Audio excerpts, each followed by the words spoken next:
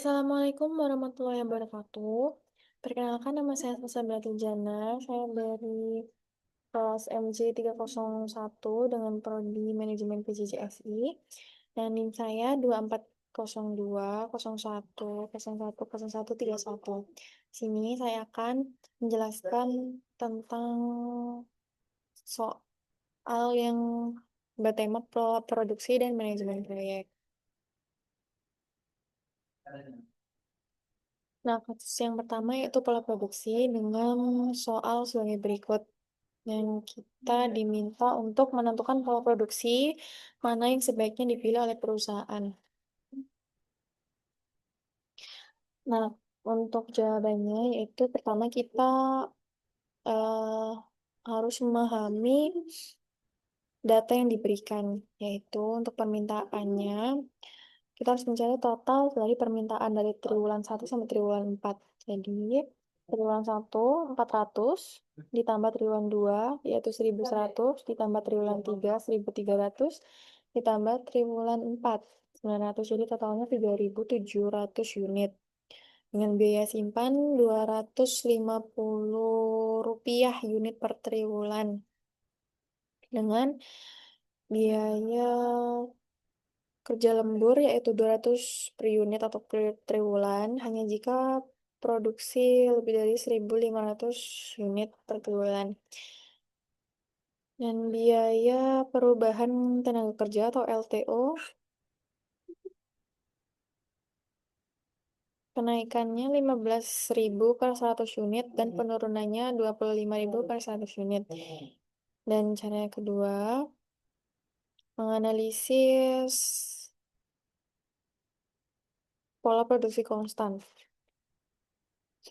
Saya bikin untuk tabel dalam bentuk tabel dan triwulan 1 produksinya 1.000 dengan permintaan 400, jadinya ini surplus, yaitu mengalami kenaikan dari 400 dari produksi 100 dengan permintaan 400. Dan triwulan 2 juga 1.000 produksinya, permintaannya 1.100, maka dia jadinya kurang atau subkontrak. Triwulan 3, produksinya 1.000, permintaannya 1.300, jadinya dia kurang, subkontrak juga sama seperti triwulan 2. Dan triwulan 4, produksinya 1.000, permintaannya 900. Jadi ini surplus kenaikan 100. Yaitu biaya simpan. Untuk biaya-biayanya ya ini biaya simpan yaitu 600 ditambah 100 sama dengan 700 lalu dikali 250 jadi 175. 600 ini didapat dari triwulan yang pertama 600 dan yang 100 didapat dari triwulan keempat. Triwulan 4 jadi 100. Untuk biaya subkontraknya 100 ditambah 300 unit dikali Rp600 sama dengan 240.000. Untuk biaya subkontrak ini didapat dari triwulan 2 dan triwulan 3, yaitu 100 dari triwulan 2 dan 300 dari triwulan 3. Untuk ditambahnya jadi 400 dikali Rp600 jadi 240.000. Nah, untuk di sini tidak ada biaya lembur karena produksi kurang dari 1.500 unit. Dan tidak ada turnover, yaitu karena produksi konstan. Jadi untuk total biaya pola konstan yaitu 175 ditambah 240 sama dengan 415. Untuk selanjutnya, pola bergelombang. Nah, pola bergelombang yaitu produksi sama dengan permintaan. Untuk triwulan pertama, produksinya jadi 400. Triwulan kedua, 1.100. Naik dari 700 unit. Naik 700 unit dari yang sebelumnya. Untuk triwulan 3, 1.300. Naik 200 unit dari triwulan sebelumnya.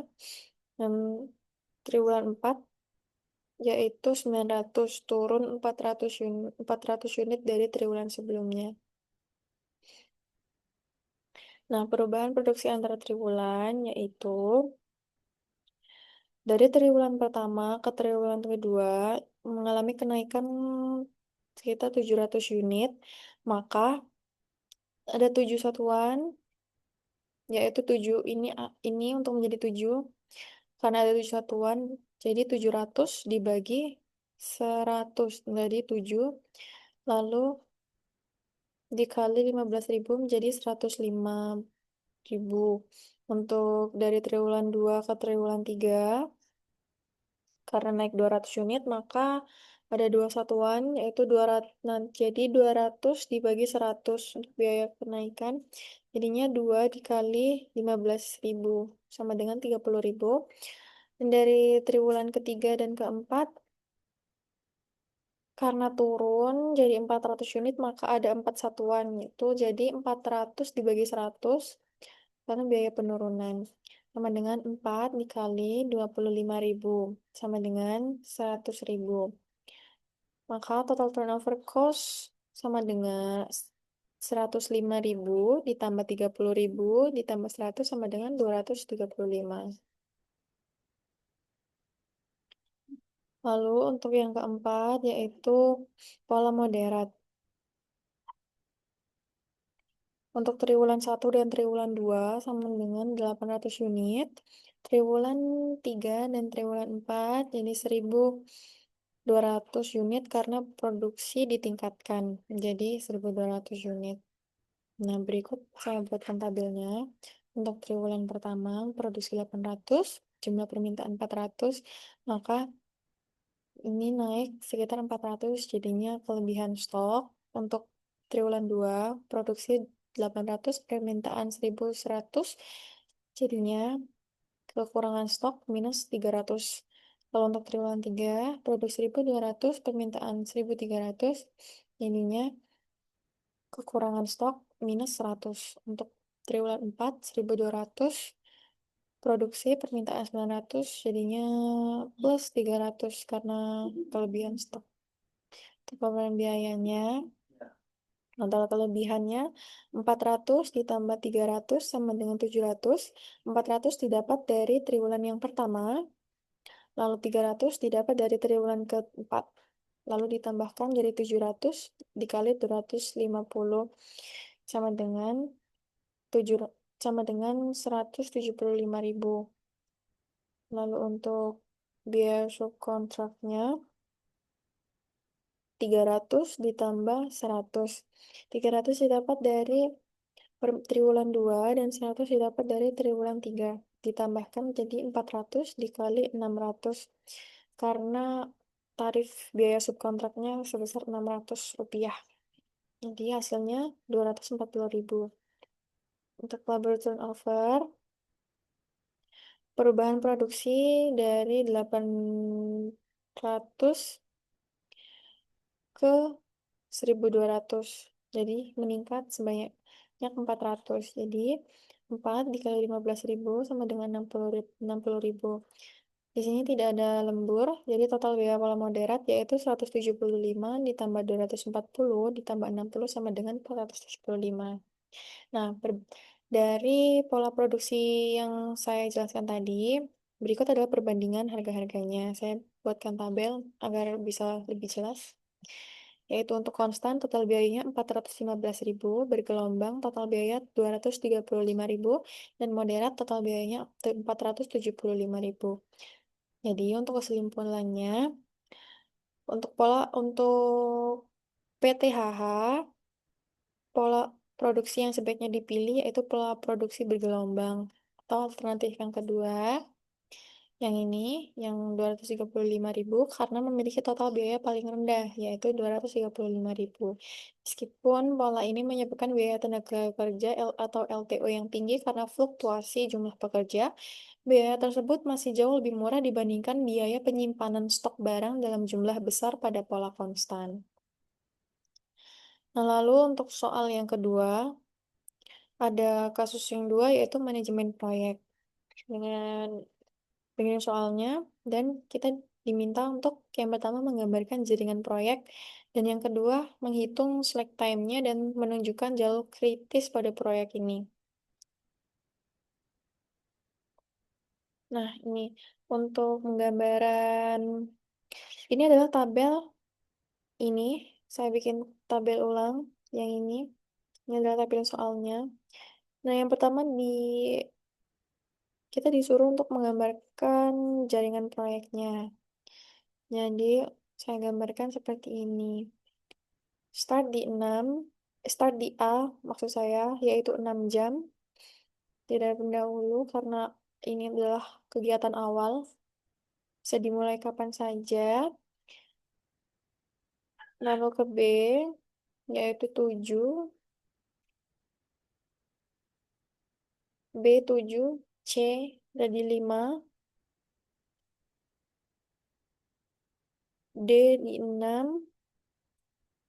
Untuk C-nya bisa ke A, harus menunggu kegiatan A selesai. Untuk D, di angka 6 jam, harus menunggu B dan C selesai. Lalu E, di angka 5 jam, harus menunggu B dan C untuk selesai. F, ada di waktu 8 jam, harus menunggu kegiatan setelah D. Lalu ada kegiatan G, memerlukan waktu 4 jam.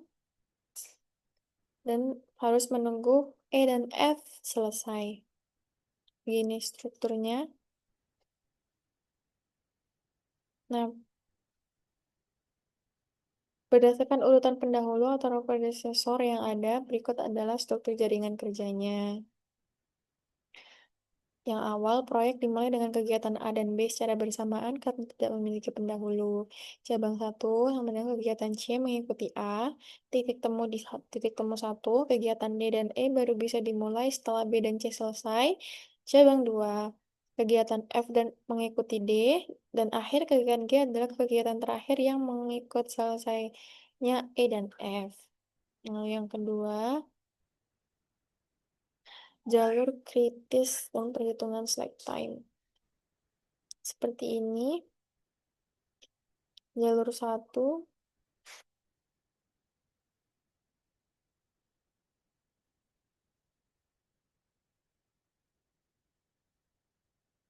ya, ini sudah saya bikinkan tabel seperti ini.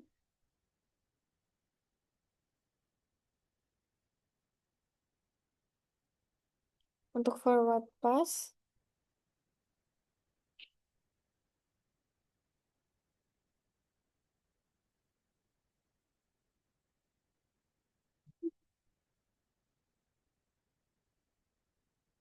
waktu total proyek adalah 29 jam. Ini diambil, ditentukan oleh EF kegiatan terakhir, backward pass mencari LS dan LF, F kegiatan terakhir yaitu G disamakan dengan IF-nya yaitu 29. Kegiatan B memiliki slack 4 jam, artinya kegiatan B boleh terlambat hingga 4 jam tanpa menunda proyek. Lalu kegiatan E memiliki slack 9 jam.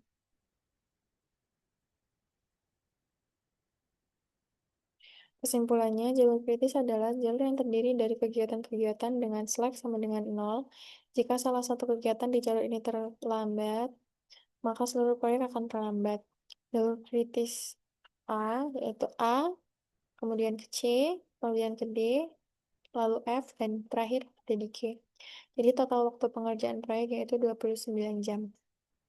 Sekian presentasi dari saya. Selebihnya mohon maaf. Wassalamualaikum warahmatullahi wabarakatuh.